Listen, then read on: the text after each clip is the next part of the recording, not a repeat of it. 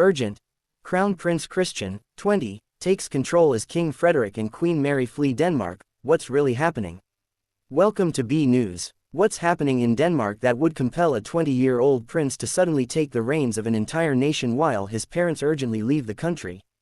On October 28, 2025, Crown Prince Christian of Denmark has stepped into a role that most people his age couldn't even imagine, acting as regent while King Frederik X and Queen Mary are abroad, marking a watershed moment not just for the young prince but for the entire Danish monarchy.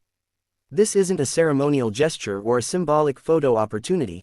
This is real power, real responsibility, and a real test of whether Christian is ready for the throne that will one day be his.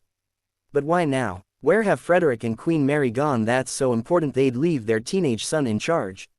And what does this unprecedented move reveal about the Danish royal family's confidence in their heir, their current challenges, and the future of European monarchy? Before we reveal the stunning details behind this royal power shift that has everyone talking, make sure you hit that subscribe button and smash the notification bell so you never miss breaking royal news like this. If you're as shocked as millions of others that a 20-year-old is now running Denmark, show your support by hitting that like button right now. Let's get this to 20,000 likes. Drop a comment below telling us whether you think Christian is ready for this massive responsibility.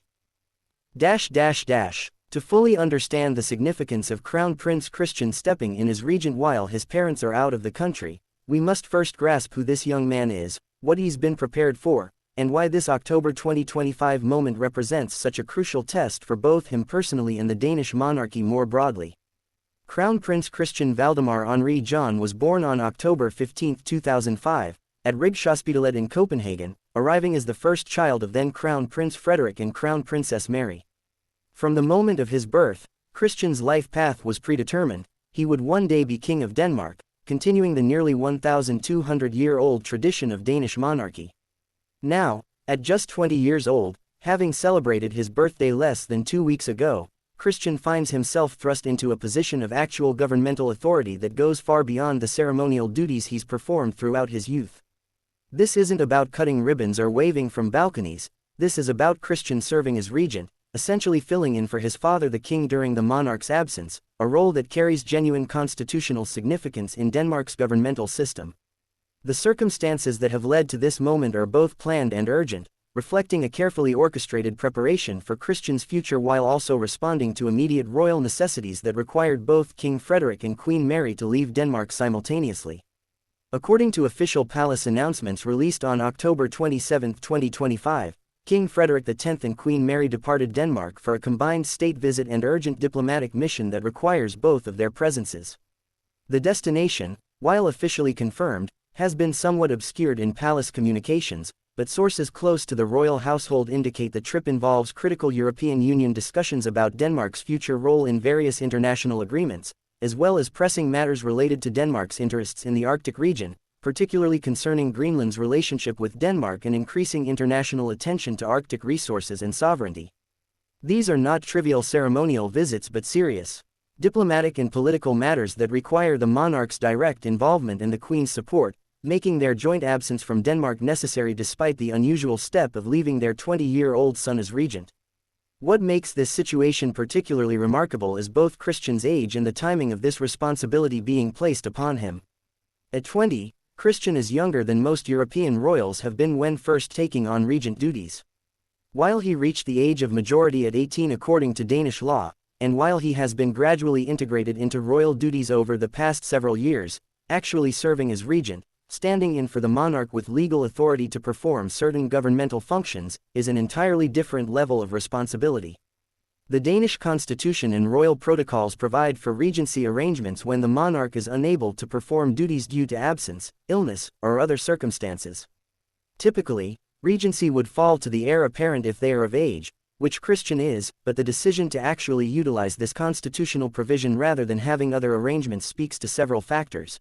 The royal family's confidence in Christian's readiness, their desire to provide him with real experience before he eventually becomes king, and perhaps most intriguingly, the current state of the Danish monarchy, which has faced various challenges and controversies over the past few years and may be actively working to demonstrate stability, continuity, and the capability of the next generation. Crown Prince Christian's preparation for this moment has been intensive and carefully orchestrated throughout his entire life, but particularly in the past few years as he's transitioned from childhood to young adulthood. Christian's education has been designed specifically to prepare him for kingship, combining traditional academic subjects with specialized training in Danish history, constitutional law, political science, and international relations. He attended Ordrup Gymnasium in Copenhagen, where despite his royal status, he was reportedly treated much like any other student, though obviously with security presence and awareness of who he was. Those who attended school with Christian describe him as intelligent and hardworking but also remarkably normal in his interactions, not demanding special treatment or flaunting his position, genuinely interested in forming real friendships and understanding the lives of people his own age who don't happen to be royalty. Following his graduation from gymnasium in 2024, Christian has been pursuing additional education and training designed specifically for his future role, including military service, which is traditional for male Danish royals and provides crucial understanding of military culture and leadership. The practical responsibilities that Christian now holds as regent during his parents' absence are both ceremonial and substantive, reflecting the complex role of monarchy in Denmark's constitutional system. Denmark is a constitutional monarchy where the monarch reigns but does not rule. Actual governmental power rests with the democratically elected parliament, Folketing, and the prime minister. However, the monarch still plays important constitutional roles, including formally appointing the prime minister and government ministers, giving royal assent to legislation passed by parliament, and serving as commander-in-chief of the armed forces. As regent, Christian has the authority to perform these functions in his father's absence. While it's unlikely that major governmental changes or crisis decisions would be scheduled during the relatively brief period of Frederik and Mary's absence, Christian nonetheless holds real constitutional authority during this time. He can sign documents on behalf of the crown, attend meetings with government officials, and represent Danish sovereignty in ways that go beyond mere symbolism. The public and media reaction to Crown Prince Christian's regent role has been overwhelmingly positive, reflecting both affection for the young prince and perhaps relief that the Danish monarchy appears to be successfully preparing the next generation despite recent controversies surrounding Christian's parents. Danish media coverage has been respectful but attentive, with newspapers and television programs featuring extensive analysis of what Christian's regent role means, what responsibilities he might handle during his parents' absence, and what this signals about his readiness for eventual kingship. Photos and video of Christian arriving at Amalienborg Palace, the royal residence in central Copenhagen, to undertake his regent duties have circulated widely, showing a young man who appears both serious about his responsibilities and somewhat nervous about the weight now resting on his shoulders. Body language experts analyzing the footage note that Christian displays signs of appropriate gravity. This isn't a young man taking his responsibilities lightly or treating regency as a game or photo opportunity. At the same time, observers note that he doesn't appear overwhelmed or paralyzed by the responsibility, suggesting that his preparation has been effective in building confidence along with competence. The role of Queen Margrethe II, Christian's grandmother and Denmark's former monarch who abdicated in January 2024, provides crucial context and support for Christian during this period. Margrethe, who ruled Denmark for 52 years before her abdication, remains in Denmark during Frederik and Mary's absence and has been reportedly available to provide guidance and advice to her grandson as he navigates his first experience as regent. Palace insiders suggest that Margrethe has been involved in preparing Christian for this moment, sharing insights from her own decades of experience about the constitutional, political, and personal dimensions of royal responsibility. The relationship between Christian and his grandmother has always been close, and Margrethe's presence in Copenhagen during Christian's regency provides both practical support, someone with unmatched experience to consult if questions arise, and symbolic continuity, demonstrating that the monarchy spans generations and that institutional knowledge is being successfully passed down. Some constitutional experts have noted that while Margrethe no longer holds any official role or authority, her presence and availability to advise Christian represents an informal but valuable resource that eases the transition and provides insurance against serious missteps during this learning experience. The international dimension of Christian's regency has also generated significant interest, particularly among other European royal families and among constitutional scholars who study monarchy comparatively. European royals have reportedly sent messages of support and encouragement to Christian, with several other young royals who are themselves heirs to thrones reaching out personally to share their own experiences and to express solidarity. Princess Elizabeth of Belgium, who is slightly older than Christian and heir to the Belgian throne, reportedly sent a personal message expressing confidence in Christian's abilities. Princess Leonor of Spain, who is almost exactly the same age as Christian, also reportedly reached out, leading to speculation about the nature of their relationship given recent rumors about correspondence between them. These gestures of support from Christian's royal peers reflect the unusual fraternity that exists among young European royals, a small group of people facing unique pressures and expectations who find in each other rare understanding of their peculiar circumstances. The fact that these young royals are reaching out to support one another also suggests a generational shift in how European monarchy operates, with the next generation appearing more collaborative and mutually supportive than previous generations who sometimes competed or maintained formal distance. The media coverage internationally has varied significantly depending on national context and attitudes toward monarchy. British media, with their insatiable appetite for royal content of any nationality, have covered Christian's regency extensively, drawing comparisons to Prince William's gradual assumption of greater responsibilities and speculating about whether Christian might become a model for how young heirs should be prepared for eventual sovereignty.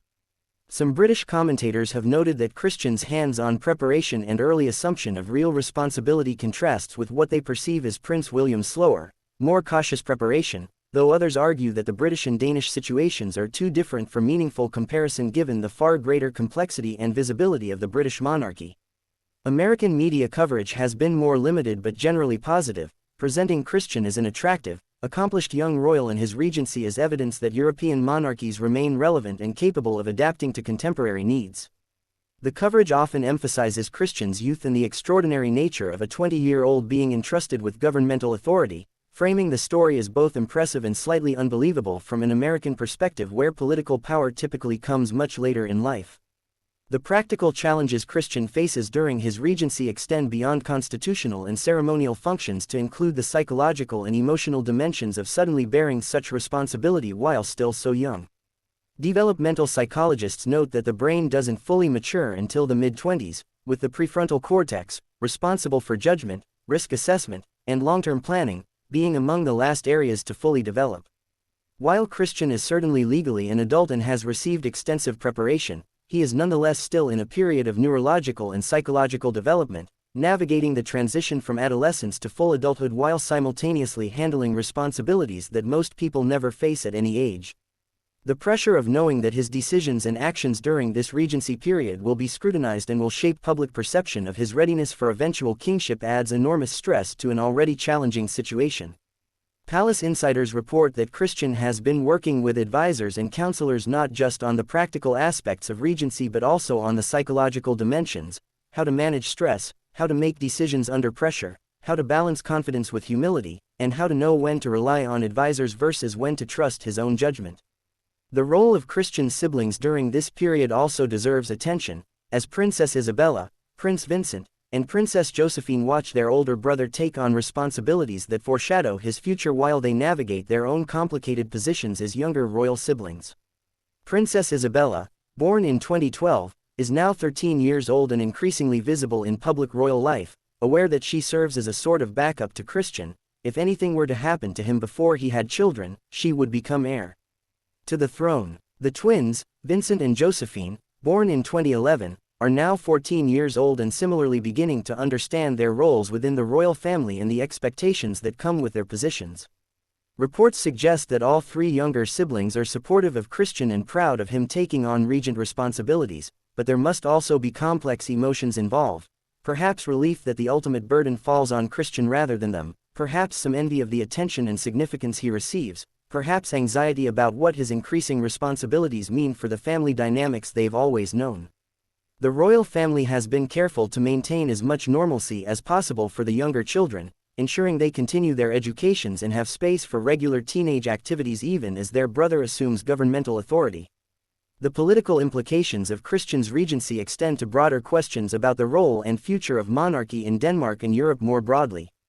Denmark's monarchy, like most European constitutional monarchies, exists in a state of permanent justification, constantly needing to demonstrate value and relevance to justify the public expense and the anti-democratic principle of hereditary privilege. Christian's regency at such a young age can be interpreted through multiple political lenses. Supporters of monarchy point to it as evidence that the institution successfully prepares the next generation, that young people can be responsible and capable when properly educated and supported, and that monarchy provides continuity and stability across generations in ways that elected leadership cannot.